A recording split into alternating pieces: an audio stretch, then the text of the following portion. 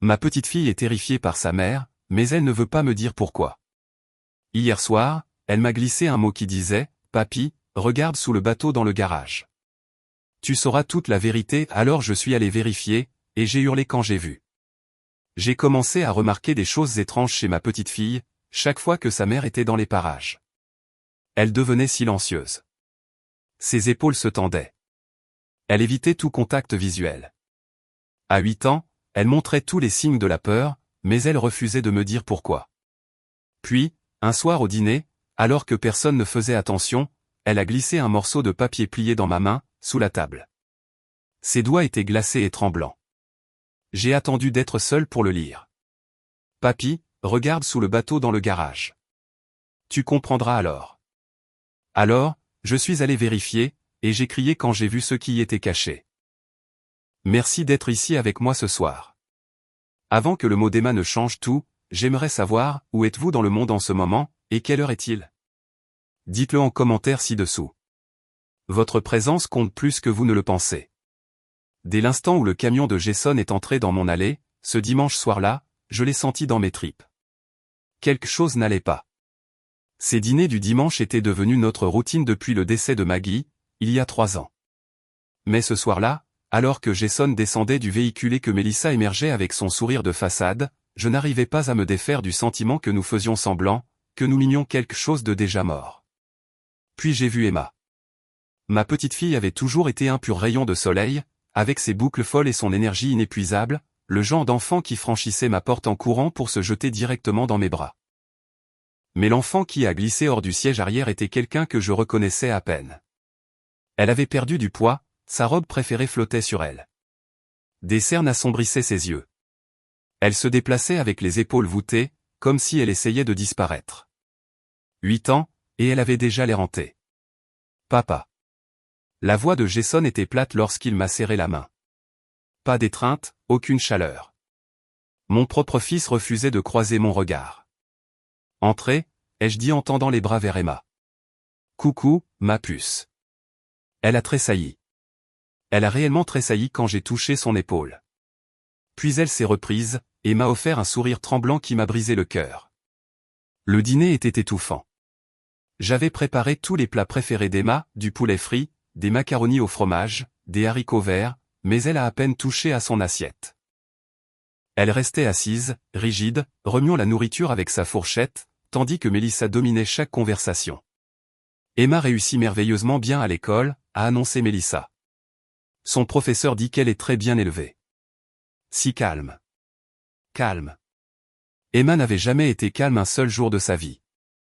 Jason poussait la nourriture dans son assiette, hochant la tête à tout ce que disait sa femme, mais sans jamais participer. Le garçon qui pouvait vous parler de tout et de rien pendant des heures avait disparu. Pendant le dessert, la main de Melissa s'est posée sur l'épaule d'Emma. L'enfant s'est immobilisé, tel un lapin figé devant un faucon. Les doigts de Melissa ont appuyé, pas assez fort pour laisser des marques, mais avec une intention claire. Emma, raconte à papy ta nouvelle routine du coucher. Je vais au lit à 19h30 maintenant, a chuchoté Emma, les yeux rivés sur sa tarte intacte. Maman dit que j'ai besoin de plus de sommeil. 19h30? Quel enfant de 8 ans allait au lit aussitôt, pendant les interminables soirées d'été de Floride? C'est plutôt tôt, ai-je dit prudemment. Les enfants ont besoin de structure, Rick. La façon dont elle a utilisé mon prénom semblait délibérée. Froide. Jason et moi assurons cette stabilité. N'est-ce pas, chérie? Jason a hoché la tête comme une marionnette. Ouais, la structure c'est important. J'avais envie de le secouer pour le réveiller. Mais que pouvais-je dire? Que pouvais-je prouver? En surface, ils avaient l'air bien. Seuls les yeux hantés d'Emma racontaient une autre histoire. Le moment est venu durant l'un des monologues de Melissa. La petite main d'Emma a trouvé la mienne sous la table, un papier pressé contre ma paume. Ses doigts tremblaient lorsqu'elle l'a relâché, puis elle s'est retirée rapidement, le visage soigneusement inexpressif. J'ai refermé mon poing sur le mot. Quand ils sont partis 1 heure plus tard, Emma s'est retournée à la dernière seconde. Nos yeux se sont croisés. Le désespoir dans ce regard, cet appel à l'aide brute et terrifiée, m'a frappé comme un coup de poing. Puis la main de Melissa a atterri sur son épaule, la guidant vers le siège arrière, et l'instant s'est brisé. Je suis resté debout dans mon allée, jusqu'à ce que les feux arrière disparaissent. Ce n'est qu'à ce moment-là que j'ai ouvert ma main. Le mot était froissé, écrit avec l'écriture appliquée d'une élève de CE1. Certaines lettres étaient tremblotantes. Papy regarde sous le bateau dans le garage. Tu comprendras. Je l'ai lu 3 fois. Mon cœur martelait. Qu'y avait-il sous ce bateau? Et pourquoi ma petite fille était-elle si terrifiée qu'elle devait me glisser un mot en cachette? La partie rationnelle de mon cerveau disait, attends jusqu'au matin. Mais l'instinct qui ne m'avait jamais trompé disait le contraire. J'ai attrapé la lampe de poche dans le tiroir de ma cuisine, et je me suis dirigé vers le garage. Certaines choses ne pouvaient pas attendre le matin. Le garage était sombre et froid. J'ai allumé ma lampe de poche, et le faisceau a trouvé la vedette sur sa remorque, le Maggie May, 7,50 m de souvenirs que je ne pouvais plus supporter de sortir depuis le décès de Maggie. Maintenant, il cachait quelque chose pour lequel Emma avait tout risqué afin de me prévenir. Je suis monté à bord et j'ai commencé à chercher. Les compartiments de rangement étaient vides. Rien sous les sièges. Puis j'ai vu les gilets de sauvetage empilés dans un coin, jetés négligemment. Ce n'était pas normal. Je les avais toujours gardés pliés. Quelqu'un était venu ici récemment. J'ai soulevé la mousse orange, et mon souffle s'est coupé. Un sac de sport noir, coincé dans le coin, caché délibérément. Mes mains tremblaient en ouvrant la fermeture éclair. Les premières choses que j'ai vues étaient des pièces d'identité. Permis de conduire, carte de crédit, tous avec le visage de Melissa, mais des noms différents. Melissa Warren, Melissa Drake, Melissa Carter. 3 identités, peut-être plus. Qui exactement mon fils avait-il épousé? Puis j'ai trouvé le carnet. Un petit carnet à spirale, mais ce qu'il y avait à l'intérieur m'a fait mal au cœur. La première page était un tableau écrit d'une écriture serrée et précise. Maison de Rick Morrison, 500 000 $. Assurance vie, 300 000 $.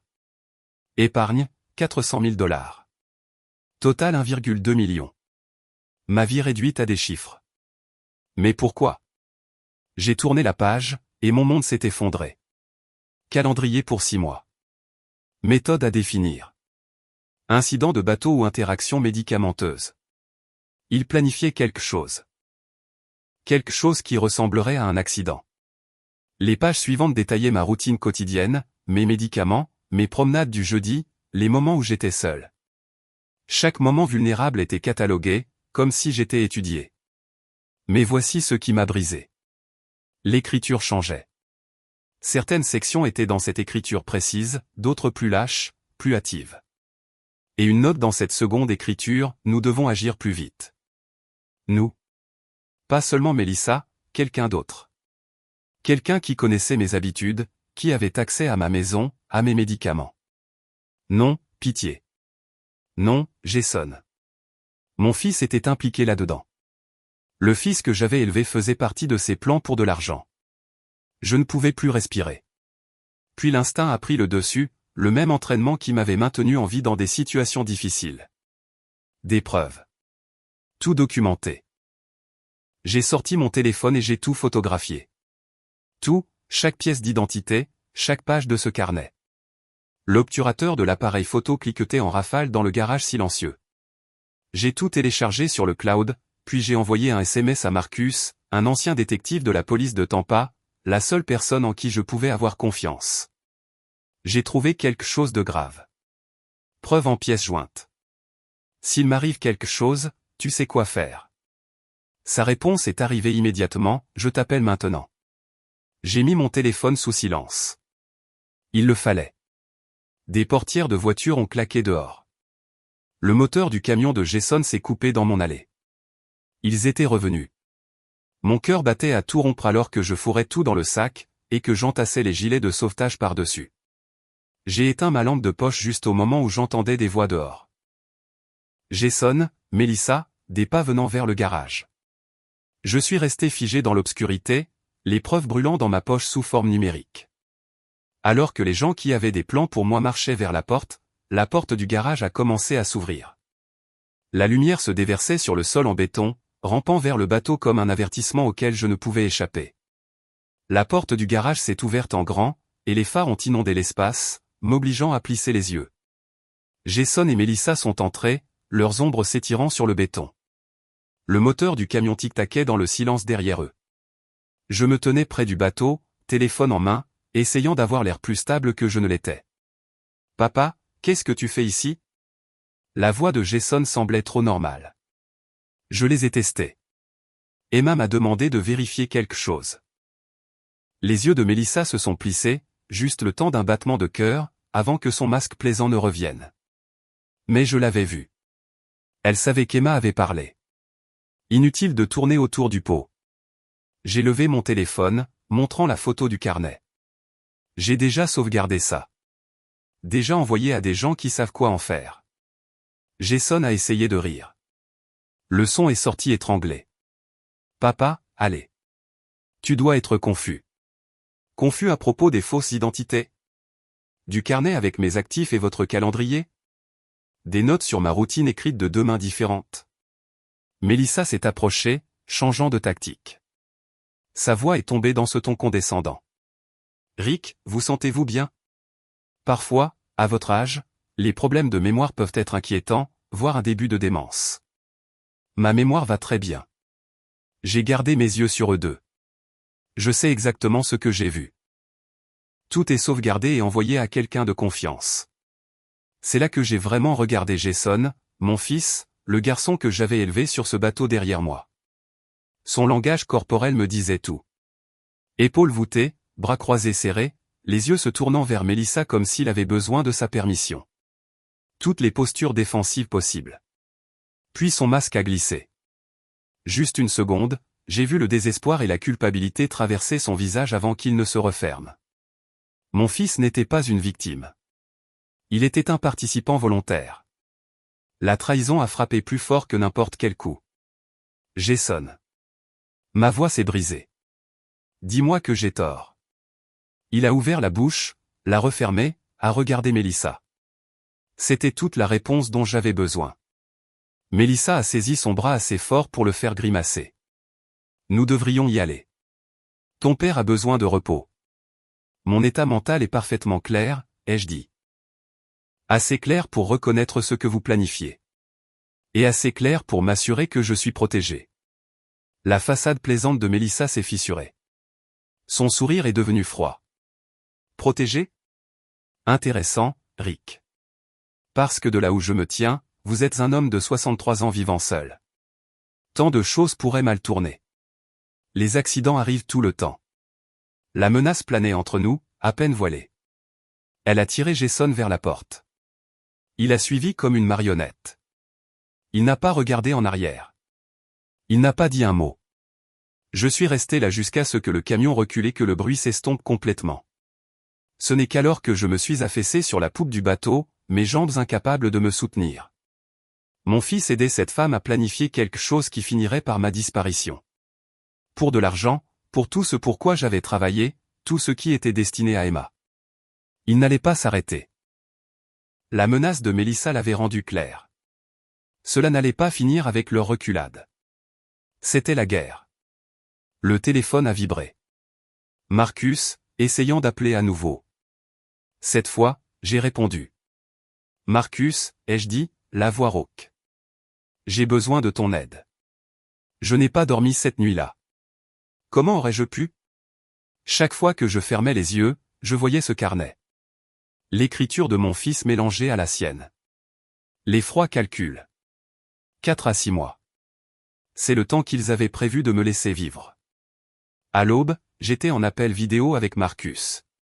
Montre-moi tout, a-t-il dit, le visage grave sur l'écran. J'ai ouvert le dossier cloud, les photos des fausses pièces d'identité, les pages du carnet. La mâchoire de Marcus s'est serrée alors qu'il faisait défiler chaque image. C'est mauvais, Rick. Vraiment mauvais. Il a zoomé sur l'une des pièces d'identité. Melissa Carter, mais regarde. Il a ouvert une autre fenêtre, tapant rapidement. J'ai passé son nom dans les archives publiques. Il y a 3 ans, elle a épousé ton fils sous le nom de Melissa Carter. Casier vierge, mais quelque chose semblait clocher, alors j'ai creusé plus profond. Ma poitrine s'est serrée. Que as-tu trouvé? Il y a 5 ans en Arizona, il y avait une Melissa Warren. Elle a épousé un homme de 72 ans nommé Robert Warren, un cadre retraité valant environ 2 millions. La voix de Marcus a baissé. 6 mois après le mariage, il est tombé dans les escaliers chez lui. Décédé sur le coup, classé comme accident. La pièce a tangué, je me suis agrippé au bureau. Elle a tout hérité, a continué Marcus. Puis elle a disparu, changé de nom, déménagé en Floride, trouvé ton fils. Donc c'est ce qu'elle fait, ai-je dit, ma voix creuse. Elle trouve des hommes avec de l'argent, les épouse, attend, puis fait passer cela pour un accident. Les yeux de Marcus étaient sombres de colère. Eric, Jason est au courant.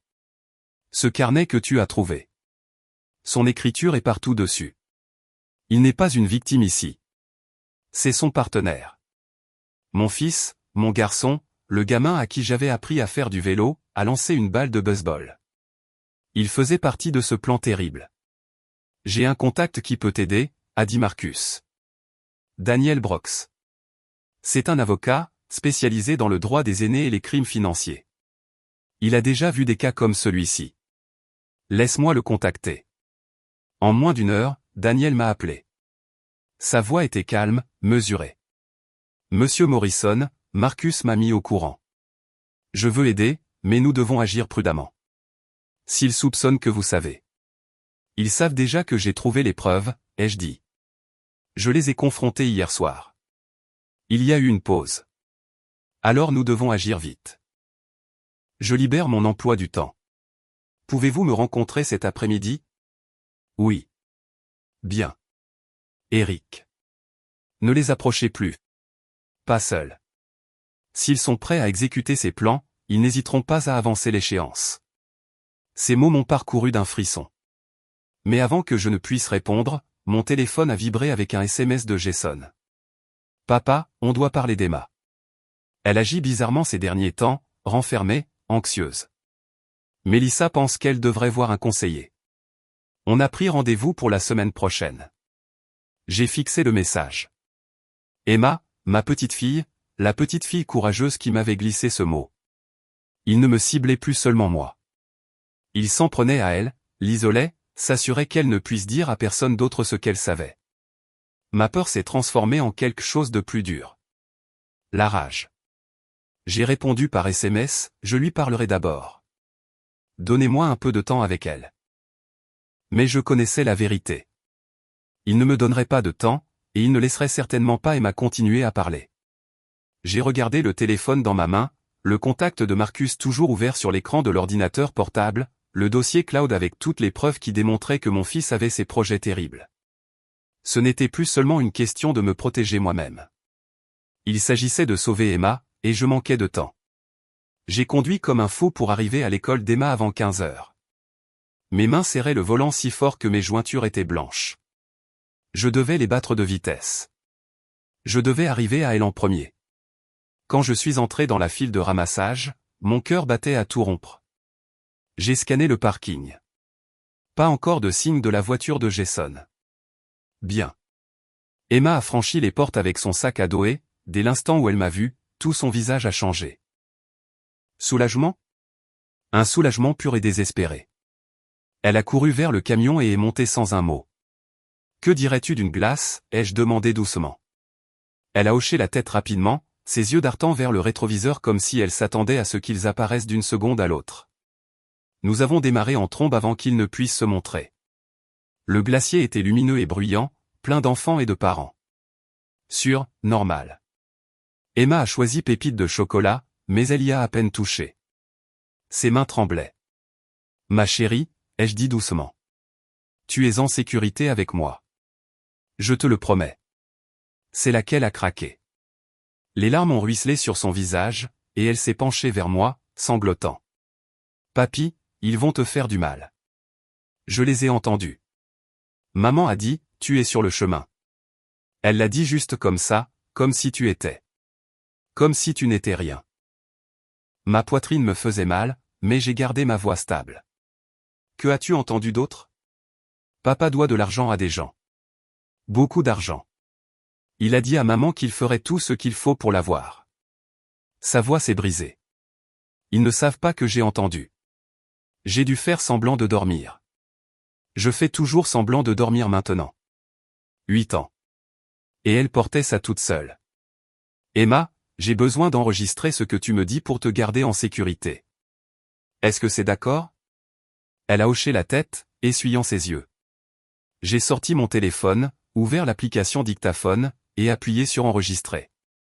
Elle a tout répété, les mots de sa mère. Le désespoir de son père, les nuits où elle restait éveillée à les écouter planifier. Une preuve légale venant de ma propre petite fille. Quand nous avons quitté le magasin, je lui tenais la main fermement. On va arranger ça, je te le promets. Mais quand je suis revenu au camion, mon estomac s'est noué. Les 2 pneus avant étaient crevés. Des entailles profondes, nettes, délibérées. Reste dans le camion. J'ai dit à Emma, ma voix plus dure que je ne le voulais. J'ai sorti mon téléphone et pris des photos sous tous les angles. Puis j'ai appelé la police. L'officier qui est arrivé était jeune, peut-être 30 ans. Il a inspecté la scène, pris des notes, rédigé un rapport. Avez-vous une idée de qui aurait pu faire ça, monsieur? J'ai des soupçons, ai-je dit prudemment. Mais je préfère d'abord que ce soit documenté. Il m'a remis une copie du rapport d'incident. Gardez ceci, et s'il se passe autre chose, appelez-nous immédiatement. J'étais encore debout là quand la voiture de Jason a crissé dans le parking. Il est sorti rapidement, le visage tordu par la colère. Tu ne peux pas juste prendre Emma comme ça sans nous le dire. Je suis resté calme, d'un calme surnaturel. Nous sommes allés manger une glace, mais quelqu'un a crevé mes pneus pendant que nous étions à l'intérieur. Drôle de coïncidence, tu ne trouves pas? Le visage de Jason a vacillé. Culpabilité. Peur. Il a jeté un coup d'œil à l'officier, puis m'a regardé de nouveau. Je ne sais pas de quoi tu parles. Bien sûr que non. Il a attrapé la main d'Emma et l'a tirée vers sa voiture. Elle m'a regardé en arrière une fois, les yeux écarquillés et terrifiés. Je les ai regardés s'éloigner, la mâchoire serrée si fort que ça me faisait mal. Ce soir-là, mon téléphone a vibré. Numéro inconnu. Reste en dehors de ça, le vieux. Le prochain accident ne sera pas juste un pneu. J'ai fixé l'écran, mon pouls rugissant dans mes oreilles. Il ne se cachait même plus. Il voulait que je sache. Il voulait que j'aie peur. Mais tout ce que je ressentais, c'était de la rage. Je n'allais plus mener ce combat seul. Le mardi de la 2e semaine, j'étais assis dans le bureau de Daniel Brooks, au centre-ville de Tampa. La vue donnait sur la baie, mais je ne pouvais pas me concentrer dessus. Marcus était là. Ainsi que 2 personnes que je n'avais jamais rencontrées, mais en qui j'avais déjà confiance. Daniel était plus jeune que je ne le pensais, 45 ans peut-être, avec des yeux vifs et une poignée de main ferme. Monsieur Morrison, Marcus m'a briefé. Je me spécialise dans le droit des aînés et les cas d'exploitation financière. J'ai déjà vu ce schéma. Il a fait une pause, sa mâchoire se serrant. Mon propre père a vécu quelque chose de similaire. Sa seconde femme et mon frère aîné travaillaient ensemble. Le temps que je réalise ce qui se passait, il était trop tard. Je ne laisserai pas cela vous arriver. La femme à côté de lui a tendu la main. Sarah Bennett, détective privée. Je me concentre sur les cas de maltraitance envers les personnes âgées, financières, physiques, psychologiques. Ce qu'on vous fait subir, avouez à votre petite fille, est un comportement prédateur typique. Nous avons passé l'heure suivante à tout passer en revue. Les photos du garage, les fausses pièces d'identité, le carnet avec le calendrier de ma mort, le témoignage enregistré d'Emma, le passé de Melissa en tant que Melissa Warren en Arizona, les pneus crevés, la menace anonyme. L'expression de Sarah s'assombrissait à mesure qu'elle écoutait. C'est de la maltraitance envers une personne âgée avec une intention claire de nuire, et il passe à la vitesse supérieure. Que fait-on? Ai-je demandé. Nous documentons tout, a dit Daniel. Et nous construisons un dossier si béton qu'ils ne pourront pas s'en sortir. Pendant les 2 semaines suivantes, Sarah a travaillé discrètement. Elle a mis Jason et Melissa sous surveillance. Ce qu'elle a trouvé m'a glacé le sang. Ils rencontraient des gens que je ne reconnaissais pas. Des hommes à l'allure louche sur des parkings et dans des dîners. De gros retraits d'argent liquide sur des comptes dont j'ignorais même l'existence chez Jason. Et ils avaient loué un box de stockage en dehors de la ville. Il cache des actifs, a expliqué Sarah lors de notre point de la 3e semaine. Il prévoit probablement de disparaître une fois que vous ne serez plus là. Elle avait aussi placé un petit dispositif audio près de leur maison. Légal, puisque c'était à l'extérieur dans une zone publique. Ce qu'elle a entendu a confirmé nos pires craintes. Leur calendrier s'accélère, a dit Sarah, en faisant écouter un extrait. La voix de Mélissa était froide et saccadée. Nous devons agir plus vite. Il en sait trop maintenant. La réponse de Jason était plus calme, mais tout aussi glaçante. Je m'en occupe. Le jeudi de la 3e semaine, nous savions que nous ne pouvions plus attendre. Nous avons besoin d'aveux enregistrés, a dit Daniel. Devant témoins. Je vais préparer le cadre juridique. Mais Rick, ça va être dangereux. S'il se sent acculé, il pourrait m'attaquer sur place. J'ai terminé sa phrase. Je sais. Sarah s'est penchée en avant. Je vais installer des caméras et de l'audio chez vous. Cachées, de qualité professionnelle, et nous aurons la police en attente, prête à intervenir à la seconde où les choses tourneront mal. Marcus m'a regardé. Tu es sûr de toi? J'ai pensé à Emma, sa petite main dans la mienne, sa voix qui se brisait en me racontant qu'elle devait faire semblant de dormir chaque nuit. Pour elle, ai-je dit, je risquerais n'importe quoi. Jeudi après-midi, j'ai passé l'appel. Jason a répondu à la 2e sonnerie. Papa. J'ai gardé ma voix stable, fatiguée, vaincue. Fils, j'ai réfléchi. Peut-être que tu as raison. Peut-être que je rends les choses plus difficiles qu'elles ne devraient l'être. J'ai fait une pause. Pourquoi Mélissa et toi ne viendriez-vous pas vendredi soir? On peut parler du transfert de la maison à vos noms. Je ne veux plus me battre. Il y a eu un moment de silence. De calcul. Puis la voix de Jason est revenue, enjouée et impatiente. Vendredi, ça marche, papa. C'est vraiment généreux de ta part. 19h. On sera là. J'ai raccroché et j'ai fixé le téléphone dans ma main. Marcus, Daniel et Sarah me regardaient. C'est fait, ai-je dit doucement. Le piège était tendu. Je me tenais devant la cuisinière, remuant le rôti de bœuf de Maggie, et je forçais mes mains à rester stables. Discipline militaire. C'est ce qui m'avait permis de traverser les combats, et c'est ce qui me permettrait de traverser cela. Des souvenirs scintillaient pendant que je cuisinais, apprenant à Emma à pêcher depuis le bateau, ses petites mains serrant la canne, le rire de Maggie résonnant sur l'eau. C'étaient les choses pour lesquelles je me battais, les choses qu'il voulait me prendre. Sarah avait fini d'installer les caméras et l'équipement audio il y a 1 heure. Cachés, professionnels et parfaitement légaux selon la loi de Floride. J'avais tous les droits d'enregistrer chez moi avec mon consentement. La voix de Marcus grésillait dans la petite oreillette que je portais. On reçoit un flux clair, Rick. Vidéo et audio diffusés vers le camion. Tu es prêt? Dehors, Daniel et Sarah étaient assis dans une camionnette 2 maisons plus loin. La police était positionnée à 2 rues de là, prête à intervenir à mon signal. Et Emma, Dieu merci, était en sécurité chez Marcus, loin de tout ce qui allait se passer ici. À 18h pile, des phares ont balayé l'allée. Jason et Mélissa sont arrivés habillés comme s'ils allaient à l'église. Ils portaient une chemise boutonnée. Elle avait une robe bordeaux. Ils avaient même apporté du vin. Papa. Le sourire de Jason était large et chaleureux. Faux. Merci de nous recevoir. J'ai serré sa main, embrassé la joue de Mélissa, et je les ai fait entrer comme l'hôte aimable que j'avais été élevé à être. Nous avons échangé des banalités autour d'un verre, la météo, les voisins, de vieux souvenirs des matchs de football du lycée de Jason.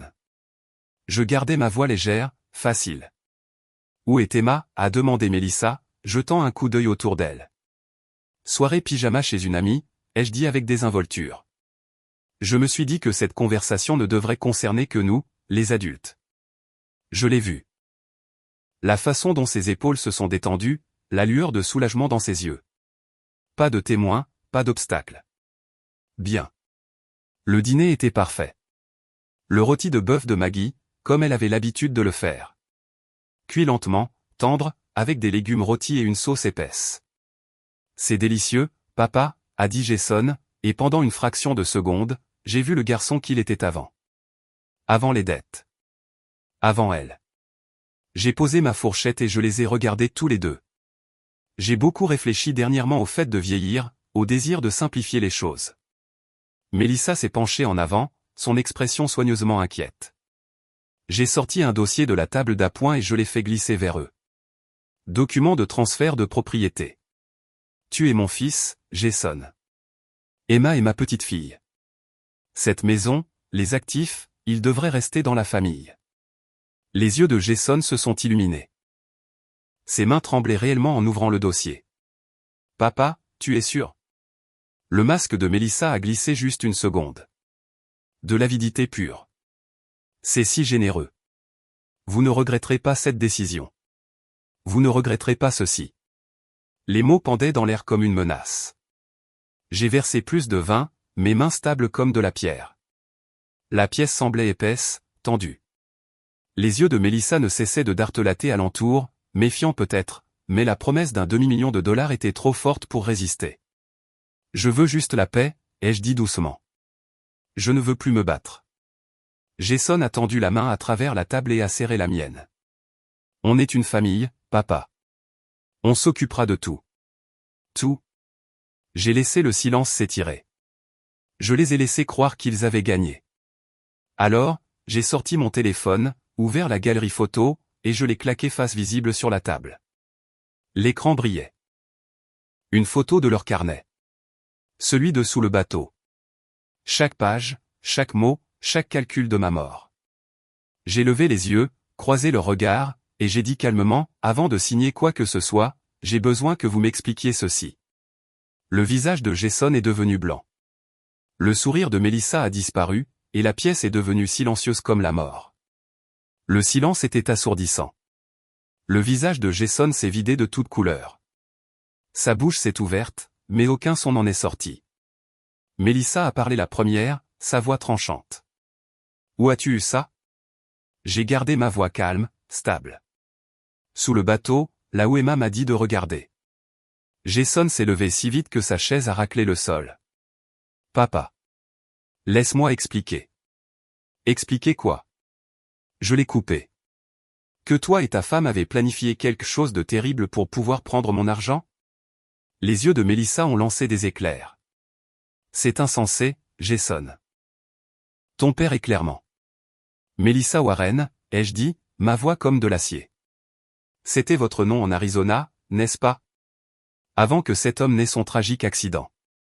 Son masque a volé en éclats, la chaleur, l'inquiétude, la belle fille magnifique, tout a disparu.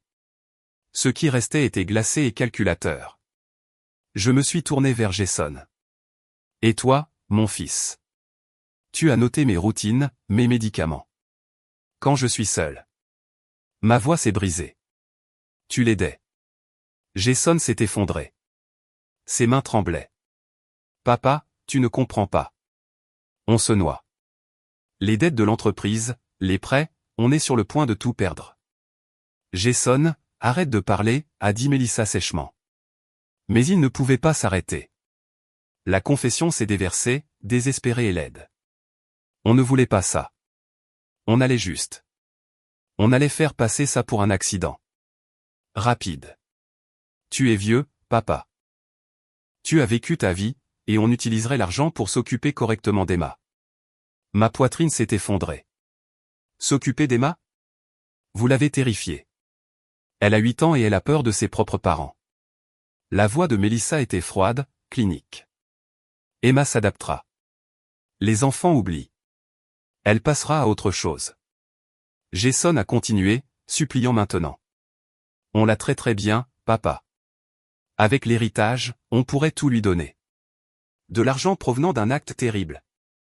Ai-je crié en claquant ma main sur la table. Provenant du mal fait à ton propre père. Les yeux de Mélissa se sont braqués sur le téléphone posé sur la table, puis vers les coins de la pièce. Son visage s'est tordu de rage. Tu enregistres, a-t-elle dit sèchement. Tu nous as trompés. Elle s'est jetée à travers la table, essayant d'attraper mon téléphone. Jason a saisi son bras. Mélissa, non. Bam, bam, bam. La police de Tampa a ouvert la porte. Mélissa s'est arrachée à son emprise et a couru vers la porte arrière. Mais des officiers entraient déjà des deux côtés, devant et derrière, exactement comme nous l'avions prévu. Melissa Carter, Jason Morrison. L'officier principal a dit d'une voix ferme et forte. Vous êtes tous deux en état d'arrestation pour des chefs d'accusation criminels graves. Non, a protesté Melissa bruyamment, se débattant alors qu'il lui passait les menottes. C'est un piège. Il nous a piégés. L'officier l'a regardé, son expression dure. Vous avez avoué devant la caméra, madame, chez lui, avec son consentement. Ce n'est pas un piège illégal. Jason est resté figé pendant qu'il le menottait, le visage gris. Il m'a regardé, sa voix à peine un murmure. Papa, je suis désolé. J'ai fixé mon fils, le garçon que j'avais élevé, à qui j'avais appris à faire du vélo, aider pour les devoirs, aimer de tout ce que j'avais, et j'ai senti mon cœur se briser en 1000 morceaux. Non, ai-je dit doucement. Tu es seulement désolé de t'être fait prendre. Son visage s'est chiffonné, mais ils l'ont emmené avant qu'il ne puisse dire autre chose. Melissa protestait encore alors qu'il la faisait sortir. La maison est devenue silencieuse. Daniel est entré, le visage sombre. Il a posé une main sur mon épaule. Rick, tu l'as fait. C'est fini. J'ai hoché la tête, mais je ne pouvais pas parler. Mes jambes ont lâché, et je me suis laissé retomber dans ma chaise, tremblant si fort que je pensais que j'allais me désagréger. Dehors, les lumières rouges et bleues des voitures de police balayaient les murs, clignotant encore et encore. Le dîner était froid sur la table. Le rôti de Maggie intact. Les documents de transfert de propriété étaient éparpillés sur le sol, sans valeur désormais. Mon fils était parti. Mais Emma serait en sécurité, et ça. C'était tout ce qui comptait. 3 mois plus tard, tout semblait différent. Le processus judiciaire était terminé. Jason et Melissa faisaient face à de longues peines de prison. Les tribunaux avaient vu toutes les preuves, et justice avait été rendue. Emma était officiellement à moi, garde complète, légale et permanente. Elle a commencé une thérapie immédiatement. Au début, les séances étaient dures. Elle parlait à peine. Mais semaine après semaine, les choses ont changé. Les cauchemars venaient moins souvent. Ses dessins n'étaient plus sombres. Ils étaient pleins de soleil, de fleurs et de bateaux sur une eau bleu vif. Et puis un matin, je l'ai entendu à nouveau. Son rire. Ce son a rempli la maison d'une manière que j'avais oublié être possible. Nos journées ont trouvé un rythme. Les matins signifiaient pancake. Elle se tenait sur son tabouret au comptoir, versant la pâte pendant que je m'occupais de la plaque de cuisson. On parlait de l'école, des week-ends, de tout et de rien. Les dépôts à l'école sont devenus quelque chose que je chérissais. La regarder faire un signe de la main depuis les marches d'entrée, sac à dos sautillant, sourire large et facile. Cela me rappelait pourquoi je m'étais battu si fort. La table à manger, autrefois un lieu de tension, est devenue son poste de devoir. Elle étalait ses livres pendant que je préparais le dîner. Tous les deux, nous fredonnions en écoutant la radio. Les week-ends, nous sortions le bateau. Le même bateau qui avait caché des secrets nous transportait maintenant à travers la baie de Tampa. Nous réclamions ce qui avait failli être volé. Je ne me suis pas arrêté là. Daniel m'a invité à rejoindre son association à but non lucratif, et j'ai dit oui. Une fois par mois, je visitais des centres pour personnes âgées pour parler de l'exploitation financière, comment la repérer, comment se protéger, comment demander de l'aide. Parfois, Emma venait avec moi. Elle s'asseyait au premier rang avec ses livres de coloriage, puis distribuait ses dessins aux résidents. Pour les papis et les mamies, disait-elle timidement. Ils l'adoraient. À travers ces visites, j'ai réalisé quelque chose de puissant. La famille n'est pas seulement ceux avec qui vous êtes nés, c'est ceux qui sont présents pour vous. Marcus passait chaque semaine pour apprendre les échecs à Emma. Daniel et Sarah prenaient régulièrement des nouvelles. Même des voisins que je connaissais à peine ont commencé à nous inviter à des barbecues et des événements communautaires. Nous n'étions pas seuls. Nous avions tout un cercle de gens qui se souciaient de nous. Un dimanche après-midi, Emma et moi étions sur le bateau. Le soleil se couchait, peignant le ciel d'or et de rose. L'eau scintillait sous nous. Emma m'a regardé. « Papy, est-ce que tu penses encore à papa ?» J'ai pris une lente inspiration. « Oui, ma chérie. Je pense à qui il était avant. Mais ton père a fait ses propres choix. » Elle est restée silencieuse, puis a demandé, « Tu penses qu'il nous a vraiment aimés un jour ?»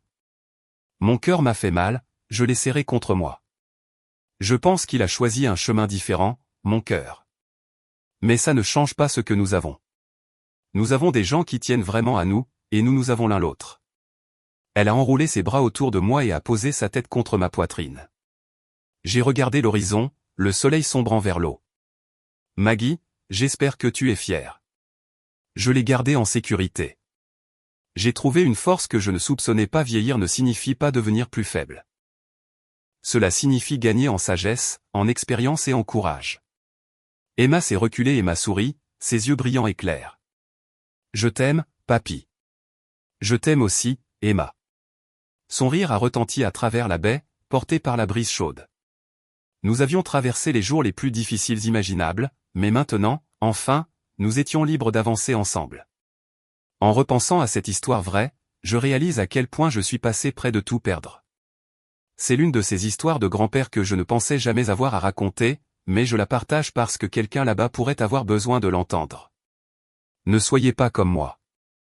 N'attendez pas de trouver un carnet sous un bateau pour agir. J'ai ignoré les signes avant-coureurs trop longtemps. Emma était terrifiée, et je me disais qu'elle était juste en train de s'adapter. Jason était distant, et je lui trouvais des excuses.